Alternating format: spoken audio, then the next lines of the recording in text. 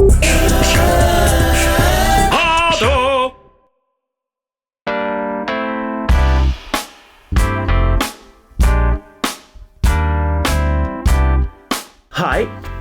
thank you very much for being here on This Is Not a Podcast. Today, with me, we have a legend, because it's our 10th episode of our second season of This Is Not a Podcast in Italian, and I have the immense pleasure of welcoming here Bob Holman. Hi. Hi. Well, it's really grazie a tutti. This is, as you know, this is not a podcast in Italian. It is only a podcast in English, but barely that. Really, it's a conversation, Simone, and I'm so looking forward to it. So let's jump into it. What are we doing talking here? Yeah, because you have a little to say about yourself and poetry. So I will listen to you for months, but today just for hours. Let's say everybody here tells us where they start. But for me, I think the best part we could understand of you could be what's poetry for you? Well, for me, poetry, I always think that reading, the act of learning how to read, is the reenactment of the creation of consciousness. Okay. It's a miracle that everybody who learns to read goes through this miracle. It's not necessary to go through this miracle to be human, but it does allow you for the evolution from the first consciousness, orality and talking, which was fine for humans for 40,000, 400,000, who knows how many years, until we thought that we should write things down so we could know that you had the same number of camels at the end of the trek that you had at the beginning. Mm-hmm. So it was actually for economic reasons that we began to write. It wasn't for poetry. For poetry, you simply need the voice. And the voice that I first heard was my mother's. My mother, Sally Ruth Lewis, is a coal miner's daughter in Kentucky, Harlan, Kentucky, a coal mining capital in the United States. And she taught me to read by holding a book open in front of me and would read pointing at the words as if to say, those words are talking to you. You will hear my voice, but those little squiggles of black on white are words that I'm saying. This is a miracle. You can't understand it. You have to just grasp it, as she was grasping my hand and pointing with the other finger to the words. And then I discovered poetry because I love to read. Oh. And I loved poetry because it didn't go to the end of the page. Nice. The page did not form the words, the art, the poem. The poem happened to show up on the page. Nice. And that kind of freedom and that kind of use of rhyme, which as a child is where most of the poems were rhymed, that kind of rhyme, which also rhymed with my mother's lullabies, it induced me into a fever of poetry. And then the next thing I knew, the children had done poetry at school on the week that I was sick. And when I came in, poetry was over. No. I looked at and all the poems were up on the board, and I read them, and they were terrible. I'm sorry, but my classmates didn't know how to write poetry, so I sat down and wrote my first poem and brought it up to my teacher, and she said, Robert, this is a great poem. Okay. Where did you copy it from? Oh. So with that, at 9 years old, Whoa. I knew. And listen, this has happened to other poets. You can hear this story. It's not an unusual story. or it's unusual if you don't know poets. Yeah, but obviously. but what is unusual is that my teacher didn't say, "You didn't write this. You copied this. Don't lie to me." No, my teacher actually believed that I wrote it, Miss Klein, and I was on my way. For me, poetry is the essence of language. Language is the essence of humanity. It takes the fact that words mean and say yes, and they mean this, and they mean this, and they mean this. And taking it back to the roots of poetry, like I say, orality for me is where poetry is born and still lives. And that's the reason we're having a podcast with words. Yeah. And that's why we have the poetry slam that brings words out. And that's why you're allowed to use the word legend, which no other poet scene in the world would allow them to use. But we don't give a fuck. We say legend if we want to say legend. And I don't say to you, "Oh, I'm not really a legend." I don't care if I'm a legend. But if you want to say a legend, that's okay with me because it's all in the poem. Yeah. Punto. Punto. Yes. The fact is that as you perceive, as you live poetry, as you live performance poetry and sound, because I love your way of sounding with your poems and everything you do. But the legend part, I added in because I think that people face what they face with no help from anybody with poetry. People cannot tell you what poetry is. So in front of this, I need help to better understand what I'm going to perceive.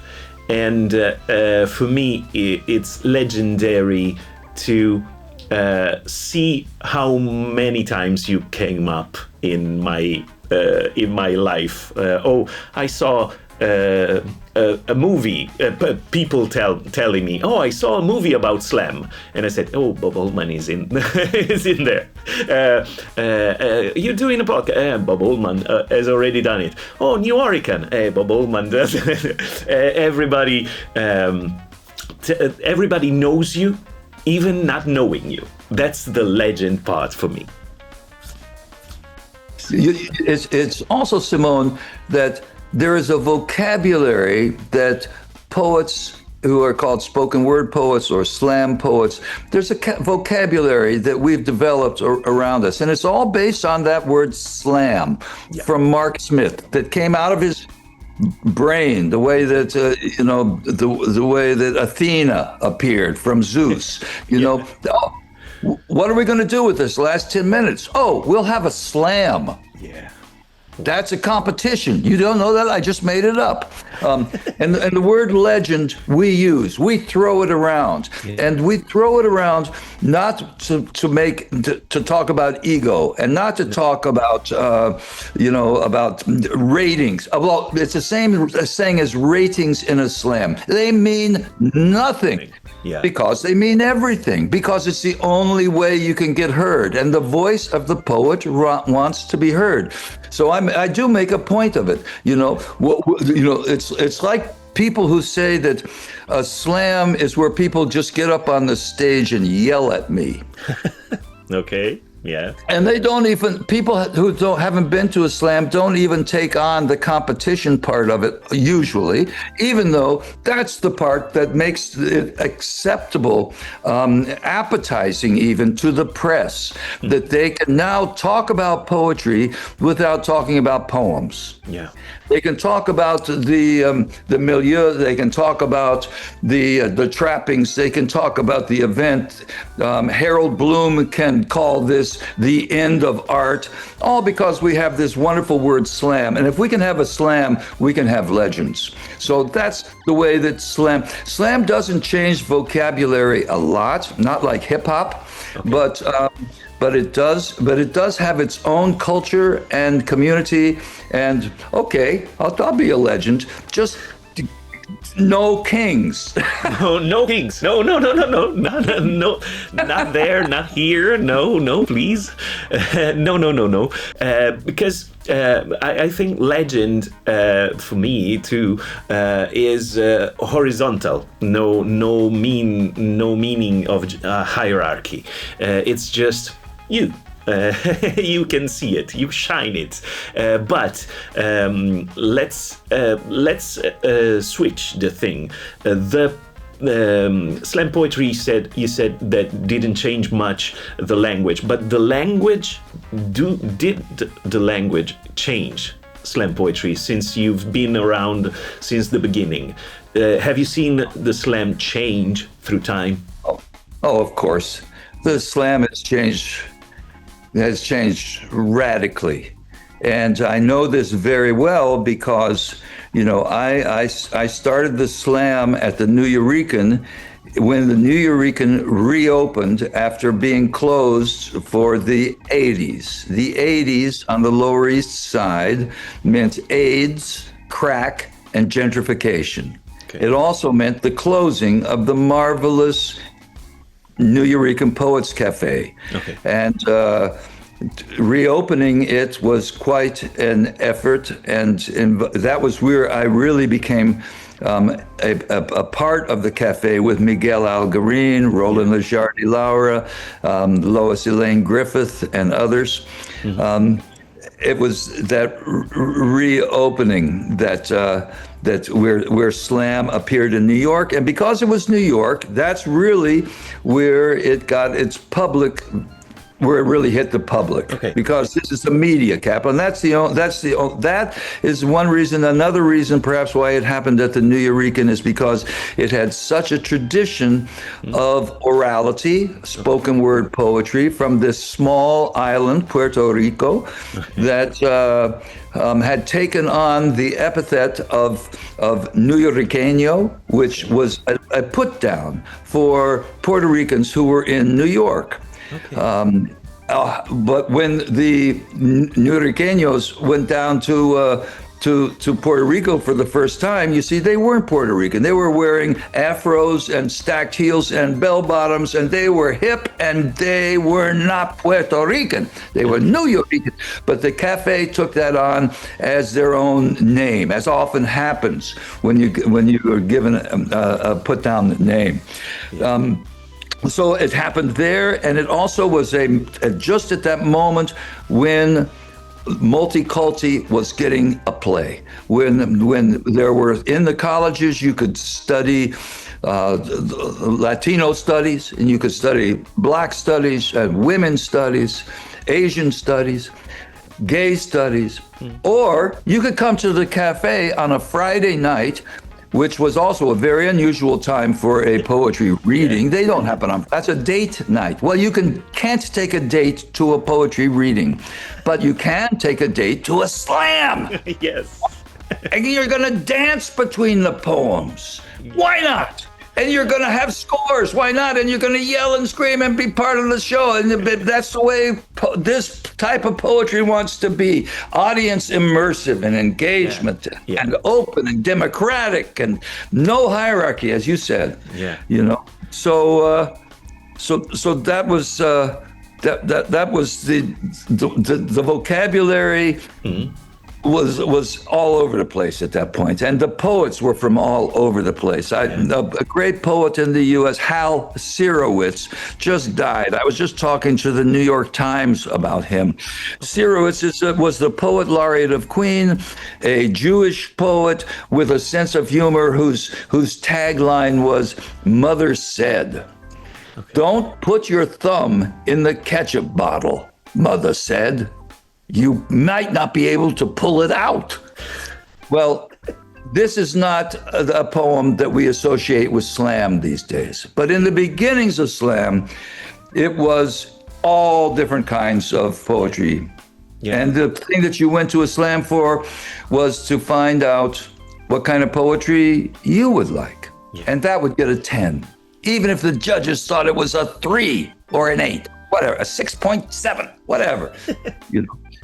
Now, slam, having been all the way to Broadway and to HBO, to television, it is an anti-institution that, as humans do, has become an institution. Yeah. And what started off as a launching pad for an alternative hip hop has now been enveloped by hip hop as part of. When I did a gig with LL Cool J, the rapper, wow, and in the mid '90s, and I said to him, as far as I'm concerned, you are the poet of the year, because you rhymed Ayatollah with granola. And he said, Bob, don't call me the poet, because that is economic death. Okay. But in those days, the rappers did not want to have anything to do with poets. Yeah. Now they are acknowledged as poets of our time. Yeah. So that is a huge change in the culture with slam, since hip hop, which is a genre of poetry, is now bigger than poetry. And you have to be a poet to be able to understand that. Yeah. The success of hip hop has come back into the slam to become its lingua franca. Okay. You know, not that all the poets are hip hop poets, but that form, as originated by Saul Williams, in my opinion, is now pervasive. And there's nothing wrong with that. That's the world. You know, it's also the world that people whose voices aren't heard in other types of poetry are heard in the slam. The only problem is that people with those voices, because of the slam and because of the success of the pushing of politically of slam, those voices now are heard in other literary venues, in other realms.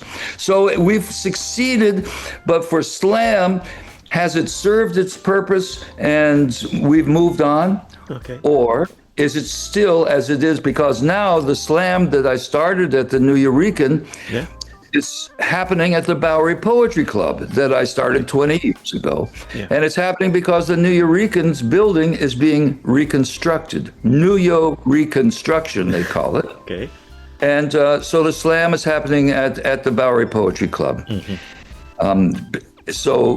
And what's happening there, you'll feel the same energy, but it's in general, it's poets who are starting out, who want to be heard, just like the original impetus, and they're using the slam to do it, as well as poets who have really perfected or who are legends in the ability to use this form for their own incredible poetry.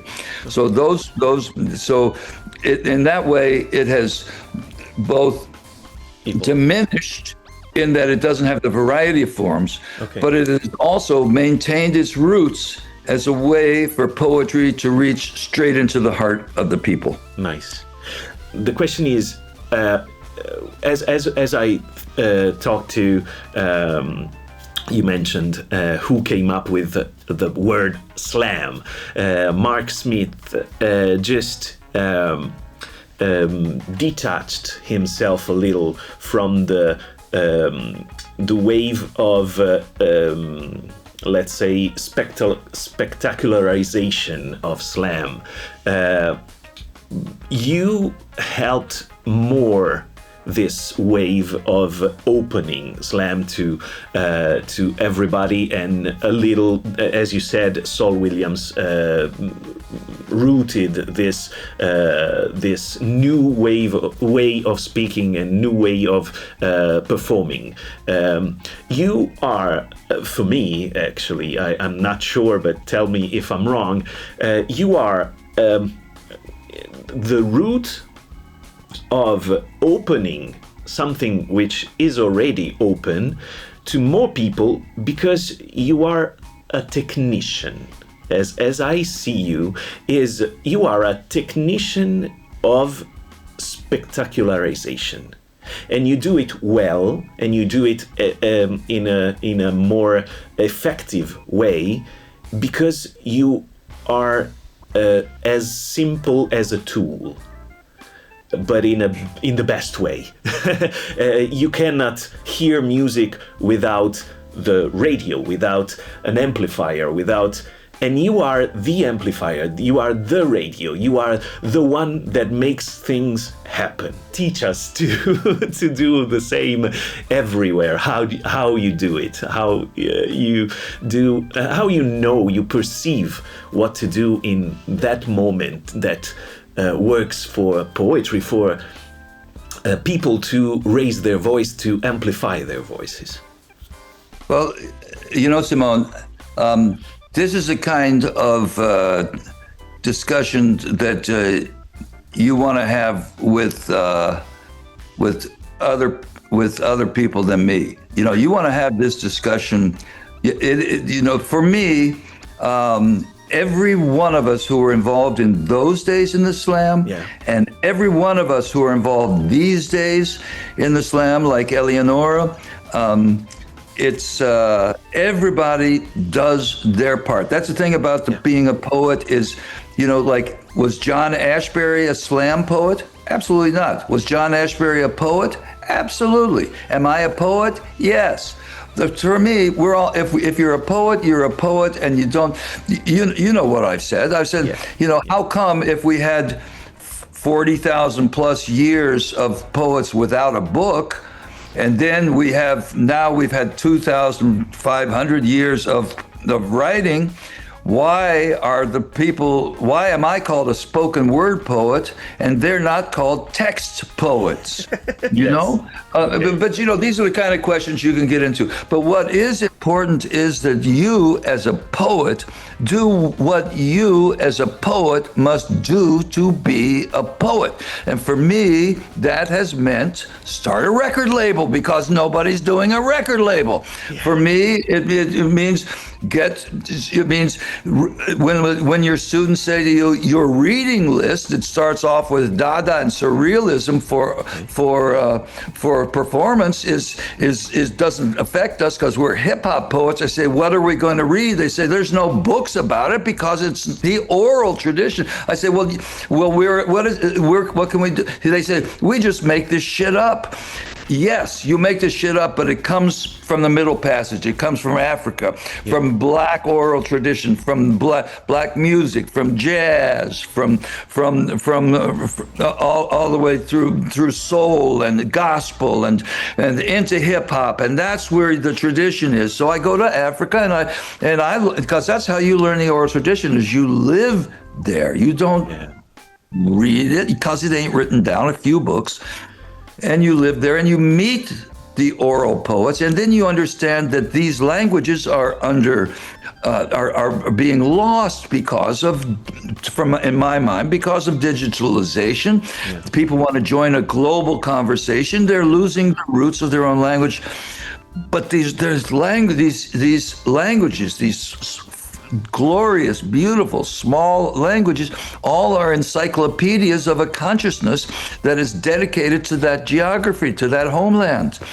We can't lose these languages. Yeah. So then you become an advocate for endangered languages because you're a poet and you see this kind of thing. And that's the way my life has been, is just been whatever shows up to be there. Right now, my main project is a solo work that's called Life Poem, which was the title of the first book I ever wrote. It was a book-length poem I wrote when I was 19, and now that is the root for doing this one-person show. But it also speaks to my philosophy. My life is a poem. Poem is what life is. You close your eyes, you see the dancing spots. You've made art. You open them. You have made life. There's life in front of you. You did it. So, life poem is what I'm talking about. Great. Thank you so much. The way you pass through things and light them up is inspiring for for me, and I think for a lot of people. The problem, as you said, is orality and this kind of volatile things get lost in time and in communication, because everybody wants to standardize and not risk being something else. You opened up so many ways of keeping track of and enlighten things. I'm hoping everybody that sees you here or listen to you everywhere will feel that and be proactive and open up places. You are doing a solo project. Have you ever tried other languages or more than other people projects? You have done collective projects, but in other languages, have you ever tried? You know, I have a deep love for all languages, and can sit for hours in listening to languages I quote, don't understand. Okay.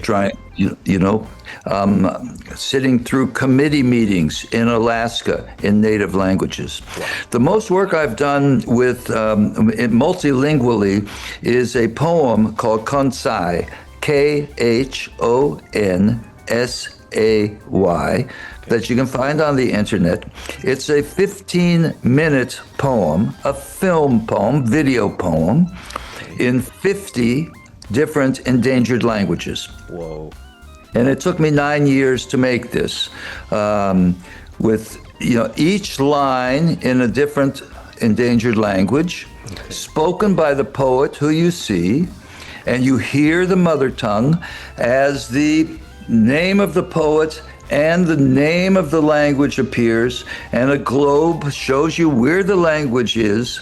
And as the text appears in the mother tongue and in the alphabet of the mother tongue, it then morphs into that bully language of English and goes over to one side, and that becomes one line of a 50-line poem, what I call a semicento, Not that a cento or a canto is 100 lines, but that's what it's come to mean, so I use that. We all know about being stitched together, like the Roman soldiers did with their leather chainmail when they did it. Yeah. But I also made a film called Language Matters that spends time in Australia with the last speaker of Amerdak, what's going to happen when Charlie Mangulda dies, that language, who will hear it? And then goes to Wales, which is the only country that's had its language be the only place where language has come off the endangered list, and then Hawaii, where the struggle for the Hawaiian language continues. Now, in Wales, I spent a lot of time learning Welsh, and even performed in the Grand Slam, the National Slam at the Eisteddfod in Wales. At Estomp, and it's not a slam over there, it's Estomp, the stomp. And I was able to write and read and perform my poem in Welsh. Wow. I didn't win the stomp. So if I can, I'm sorry to give it. This is a trigger warning. I lost the slam. So the answer is, I wish I were more a polyglot and could speak the languages, but what has turned out to me is to be a lover of these languages, and to work with communities who are engaged in ways of keeping their language alive in order to make that, more to be an activist in those concerns. Great. But what it is crucial that we work. In Italy, it's just so. When I was in in Bolivia, we were doing it was in Santa Rosa, we did this festival that was started by Mimo Rosselli from Firenze. He's a doctor who has become an artist. He's a wonderful man. It's an incredible, incredible festival. And I was lucky to be invited there. And there I gave my reading in Spanish. Although most of the people in the audience thought it was Italian. Yeah. Because I've learned a lot of my Spanish with listening to Italians speak Spanish. Okay. But at any rate, I was working with the Orchestra Experimentale de Instrumentales Nativos, the avant-garde orchestra using native instruments. These young musicians and artists from La Paz, and they translated me into Spanish that people could hear as Spanish. Okay. But I still gave it a shot, and I will say this about my Spanish: it's musical.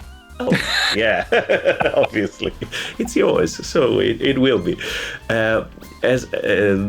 While I was asking, I knew some things you did. I already knew you obviously did so many more things, but it's always like that with Bob Holman.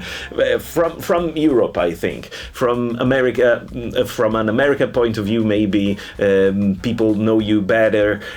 In Europe, I think you're less known. And you need to be known because you've done so much, and everything is always surprising. What have you done, and what's your perception and vision? I think we have to go through the things I told you we were going to do, just because we have little time to talk, and we want to hear from you. In this podcast we ask for the best poem, your best poem. Obviously we ask why do you choose that, and tell us about it. Okay, best poem to me is impossible. Yeah. Because I think best poem, somebody else has to decide what that is. Yeah. But favorite poem is what I'm interpreting this as, Yes. okay? Yes, obviously. And a favorite poem for me is one that has, because I don't have this ideal poem. I'm not like Plato had, the ideal poem. Well, I do have this poem called Ideal City, which maybe I should read right now, but I'm not going to take the time to find it. It was written when I was in Greece, but we'll go on. I would say that most people probably heard about me with my poem Rock and Roll Mythology, which begins, I have a rock and roll mythology because I don't have a mythology of Greeks and Italians. I don't know, or in Judaism, my mythology, or Norse mythology, my mythology is rock and roll music. Okay, and it's in a hip hop genre, that poem. So that was the one that got started and launched a record label, et cetera, et cetera. But then when I was in Alaska, somebody said, you must read 1990, because this poem 1990, about what happened in that year, the political struggle, and my rant about that, all that came down with the freeing of Nelson Mandela, the falling of the Berlin Wall, etc., and how that relates to what's going on right now. That also has been, for a while, my favorite poem. But right now, my favorite poem has to be We Are the Dinosaur, because the film version of that was made by Paul Moon, marvelous director, good friend. We continue to work together. He's producing the solo show. We Are the Dinosaur is the poem that the Biennale Venezia Teatro found and said, well, okay, we like this film. Why don't you do it in Venice? Instead of running around the streets of New York, bothering people, ranting, being a preacher and ranting the apocalypse is happening, why don't you do that in Venice? So that was a good, if you can get a poem to do that, to get Willem Dafoe to say, you know what, let's do it here. So, okay, let's do it there. And so right now, I'd say, we are the dinosaur. And it goes something like this. Let's open the gates to kingdom come. Whoops. What happened to everyone? I planted a seed. It grew into a gun. Dum, da, dum, dum, dum, dum, dum. Oh, life is a riot living in a cartoon. Ice Age in a dumpster. That's our living room. Set fire to your roof. Get a better view. Global warming is a warning. Toodaloo. We are the dinosaur. We don't live here anymore. We got what we were asking for. Come on, follow the dinosaur. Ho, ho, ho, ho, ho, ho, ho, Homo sapiens. You ain't so smart. Kamikaze, friends. Which way is the arc? The whole world's dialing 911. The don't walk sign just changed to you better run. What we've been waiting for has long since come. Dumb to dumb. Dum, dum, dum, dum. Oh, cross the scorching sands with my big fat feet. It's hard becoming diesel fuel with nothing to eat. You better catch us quick. We're out of here. We are pre-winged birds. We tend to disappear. Hurry. Disappear back into the past. Did you really think the future was gonna last? It's ending with a bang, so let's have a blast. Tonight, we're dining cannibal. It makes such a nice contrast. Chauffeured ambulances racing to the prom. Santa, please bring me a neutron bomb. What a fitting ending for a planet. The earth is a grave. Oh, excuse me. I got to get back to my cave. We are the dinosaur. We don't live here anymore. We got what we were asking for. Come on, everybody. Follow the dinosaur.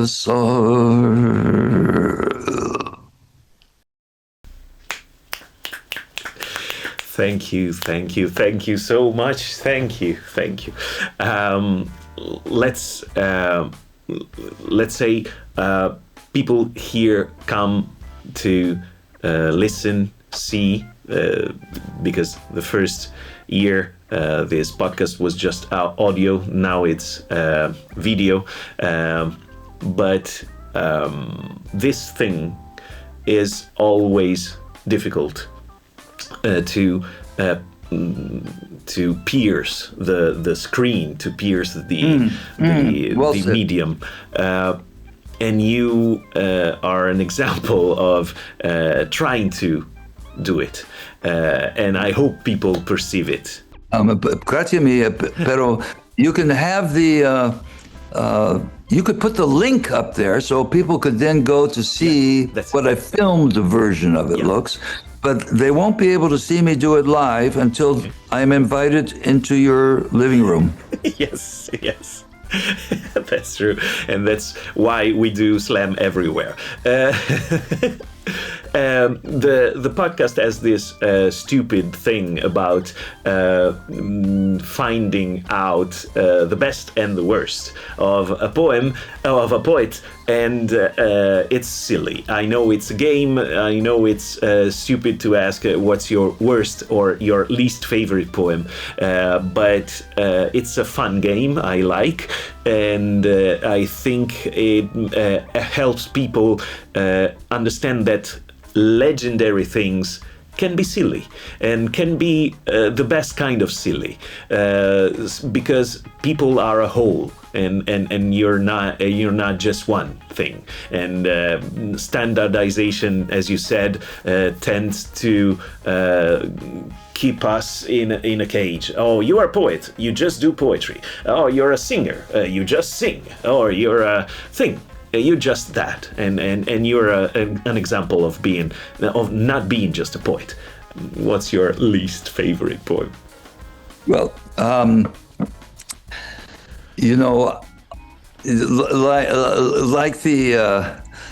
like I said before, rather than the best and the worst, Yep. there's the most favorite, and the one for me that's the most controversial, or the most difficult to understand, or where I've taken the biggest risk, or something like that. And it also happens to be the silliest.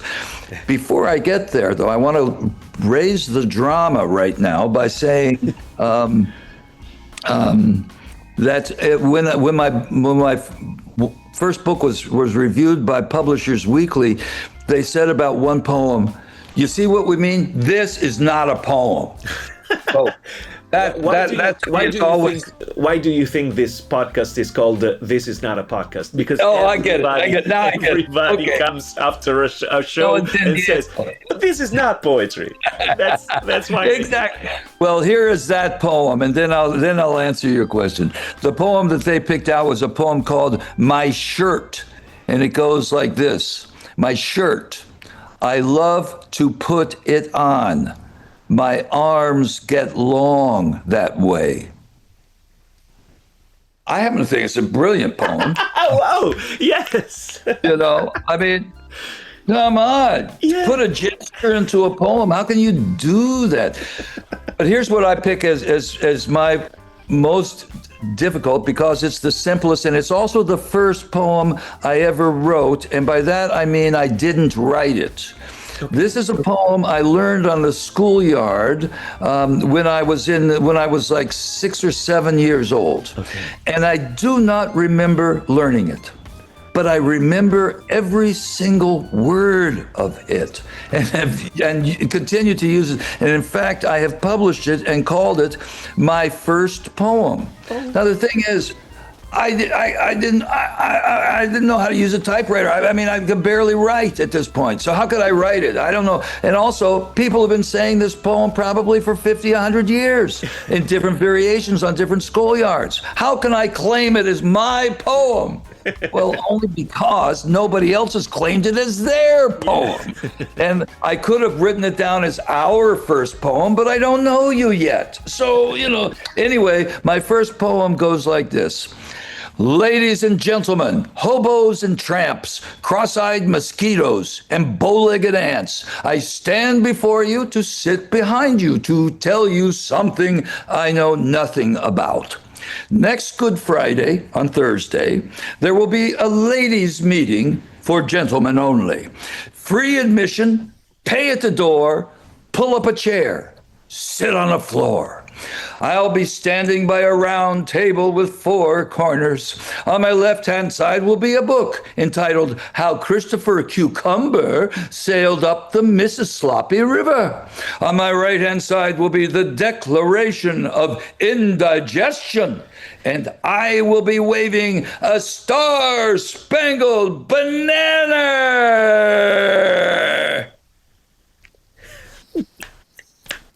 So I gotta say, that's not a question of is it my least favorite. Is it even my poem? It gets down to that. Okay. Understandable. Thank you so much for this. This is our way to let people in your world, the poetry world. And I would like to thank you for accepting this game, and I hope you are enjoying it as much as I'm having a ball. Good. The thing is, now we are going to ask you if you want to do your favorite poem of someone else, or if you want me to read first your poem. and then we go on. Simone, I think, so the question is, which do I want to do first? Yeah, is that the question? Yeah. Okay. So listen, what I think I'll read favorite poem by somebody else, and then we can end up with you trying to read one of my poems that's impossible to read. Okay. So just sitting here, though, I realized that I can't read my favorite poem because as Gregory Corso once said to me, if somebody gives you a choice of two things, always take both of them. And I just can't, I can't let this best poem, my favorite poem, go by without first reading a poem by my dear pal, Pedro Pietri, who really brought me into the heart of the Nuyorican way of poetry, and his telephone booth poem that is in the United States of Poetry that goes like this. Woke up this morning feeling excellent. Dialed the number of my equal opportunity employer to inform him I will not be in to work today. Are you feeling sick? The boss asked me. No, I replied. I am feeling too well. I'm feeling too good. That's it. I am feeling too good to come in to work today. If I am feeling sick tomorrow, I will come in early. Okay, so that's Pedro. Yeah. Now, the poem I have picked out and want to read is from this book by Alice Natalie called The Descent of Alette. And Alice was a great friend and poet and teacher of mine.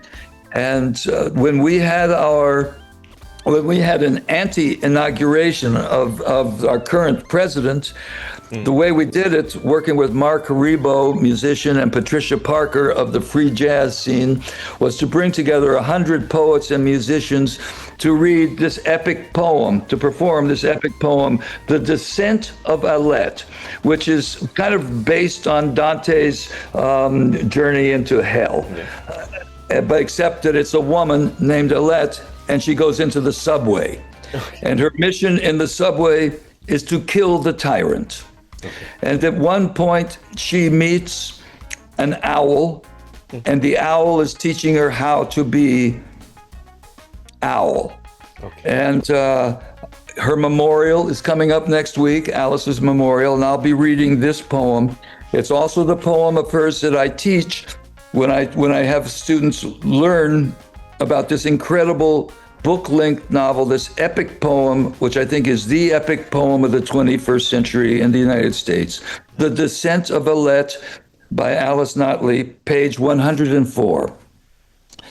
The mouse's face had much beauty in its stillness. Its pink front paws touched each other. Its long pink tail hung down. There was an air of gravity all about its weak body. The owl laid it down on the table before me and settled next to it. We shall eat now, he said. I can't eat a mouse, I said. I don't mind if you eat it, but I can't. You are carnivorous. Try this flesh, he said, his yellow eyes relentlessly staring at me. It is too freshly killed, I said. My food is killed by others. But he only kept on staring. Everything I was saying was naked and wrong. I don't eat my own prey. I mean, I don't have prey, though I eat meat. Perhaps I shouldn't. I shouldn't, of course. All of the world feeds on itself, doesn't it? I mean, one form of life or another, it's somehow part of our unity, our union, isn't it?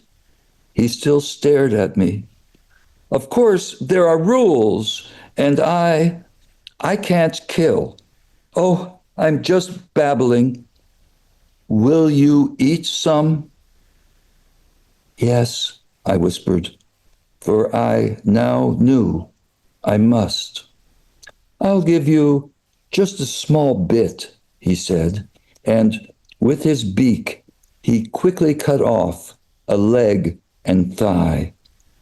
Put it in your mouth and chew for as long as you can. Swallow what you can. Spit the rest out. I thrust it in my mouth and began to chew. Before I could taste it, its hair and blood, bone and claw, then it tasted. The words came to me like myself, like myself. Are you crying for the mouse? He said. The mouse's life takes care of it. The life takes care of the mouse. In our case, that's what happens. I'm crying, I said, because I was so hungry. Do you want more? No, it's enough. Then he swallowed the rest of the mouse whole before my eyes, and I spat out what was left of mine. Whew. Great. Thank you so much. Yeah, thank you so much for bringing us this. Great. Thank you. That's what we are here for. This is just a glimpse of what you are, what you like, what you do, what you help people doing. It's fascinating that you had time for us, but because I think your days are 48 hours each. But have you ever been lost without words, without energy in this world? Oh, Simone, all the time. Sure. Like everybody else, you know. I mean, I do let my tongue lead sometimes when I can't think of anything to say. I just open my eyes, and that is also my mouth, and my heart, which is my tongue, comes out and, just licks the inside of your eardrum, and just no problem, I hope. Welcome. But as far as, no, I like everybody else. I don't have a totally scheduled time. I love spending this time with you. I appreciate very much being on This Is Not a Podcast, I hope you're not going to try to get out of reading one of my poems. No. Okay, because, No. It was just a question. The great thing about digital, about this, is that now you and I, our conversation will always be there. Yeah. And people, that, or always, as far as we know, always. Follow the dinosaur. Could be tomorrow it's gone, but for right now, this is the medium. I'm in the generation of the cusp between analog and text and digital. So a lot of things that I did and my cohorts did can't be entered the conversation, because right now the conversation is all on TikTok, and you can't pull that stuff back onto TikTok. So having this opportunity to be with you and have a real conversation across the continents and get down into it is really part of the life poem. Thank you. And now we can. You can open the secret box, door number 3. Okay, let's see. Okay, here's your poem. What you can't understand is poetry. It's connected to the body again. Jean allowed the body to drop, the beautiful face bluing so perfect. A fly buzzed by, but no one would believe it. She raced frantically to the offices of the National Enquirer. A reporter wrote up the story. It made the cover. Now she could get the attention of the radical news weekly that only told the truth. She just casually flipped it down on the desk. "Hey," an editor reading upside down said, "what if this story's true? It would certainly change our story. Maybe we should look into this. Hey, stop those presses." Gina walked away. Horns were blaring. It was a brilliant, dusty sunset, and the sirens were distorting. She didn't hear them. She was remembering her lover's face, what they'd said about how you never know if someone else's orgasm is better than yours. But that shouldn't stop you from coming together, even if it's not exactly at the same time. Bravo! Oh, thank Bravissimo! Thank you. That's a strange poem. It is a strange poem, and there's this book, an anthology called The Body in Language, an anthology edited by Edwin Torres, a Nuyoriqueño, who is also a performance poet, sound poet, and a great visual poet. But he asked everybody to write about a poem, and that's the poem I wrote about, and it takes me 1, 2, 3, 4, 5, 6, 7, 8 pages to describe how to read it. What it means, yes, but mainly how to read the poem, including 2 pages about just reading the title. Okay. So I messed up. No, you did it perfectly. A little too fast, but other than that, you did it perfectly. I can't believe it. And you know, but I was quite taken that you didn't laugh out loud and weren't stymied, probably because you were so nervous just reading it for the first time. How to tell if someone else's orgasm is better than yours. Yeah. Even if it's not at the very same time, at the exact same time. Yeah. Well, but that's why I wanted you to do it, is because it's a poem that actually is quite convoluted in its meaning. It's about performance in a way, performance sexual, that is. Yeah. And it's got politics in there. Okay. You know, so it's really a romp and a riot, and I think a difficult poem to read. That's why I wanted you to be challenged. Yeah. I will read your 8 pages as soon as possible, because Please do. Yeah. True. Then we have to get back together. Yeah. And discuss. And discuss it. Yeah. Not a podcast. Yes. This podcast comes to an end, but not before asking you the only thing I didn't want you to prepare in advance. That's my thing I do with everybody, which is just one word to describe slam poetry, or poetry slam, as you wish. Decide which one, or the poetry or the event.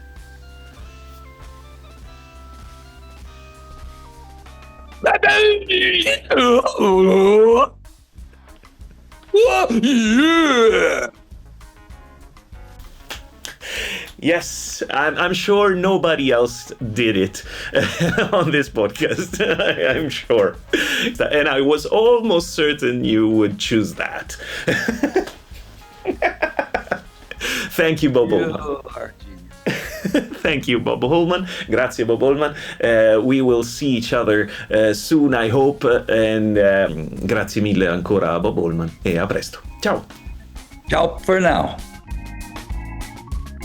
This Is Not a Podcast is an audio production from an idea by Simone Savogin, which is me, audio engineering Tiziana Mazzucco, director Roberto Grassi, video editing Tiziana Mazzucco, Filippo Decise, Roberto Grassi, Luca Pestarini. The soundtrack is Lazy Cat Walking by the Lazy Cat Experience, audio post-production by The Log, and the cover image is by Sio.